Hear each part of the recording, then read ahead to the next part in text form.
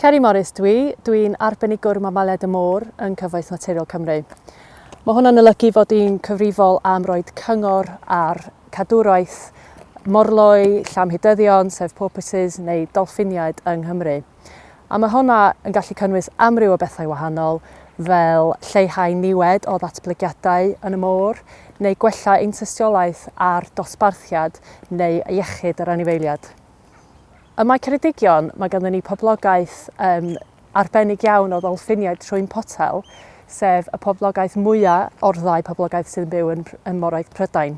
Mae'r poblogaeth hwn yn cael ei warchod trwy ddau ardal cadwraeth arbennig yng Nghymru, sef yn Mae Ceredigion ac hefyd yn Penllyn ar Sarnau yn y Gogledd.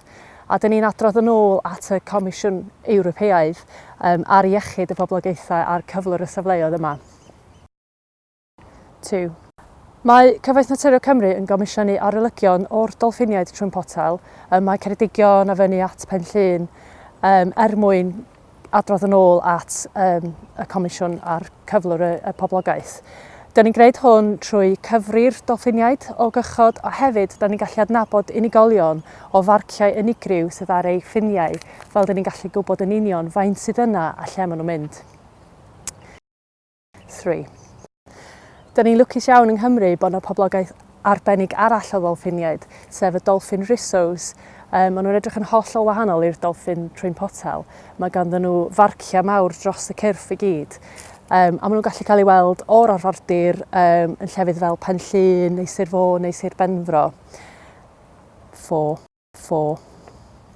Fedrwch chi weld dolffiniad, morloi neu llamhydyddion o'r arfordir dros Cymru, os da chi'n lwcus, ond hefyd, os da chi'n digon lwcus i fod allan ar môr a'i weld nhw, da ni'n gofyn i bobl gadael llonydd iddyn nhw. Gadael iddyn nhw dod atoch chi, peidiwch â fynd ar eu holau nhw, a cadw o leia 100 metr i ffwrdd ohonyn nhw pob amser. Mae'n bwysig iawn dyn ni'n gadael llonydd i'r anifeiliaid yma fel maen nhw'n gallu bwydo a magu a cadw nhw'n saff ym Moraudd Cymru rwan ac yn y dyfodol.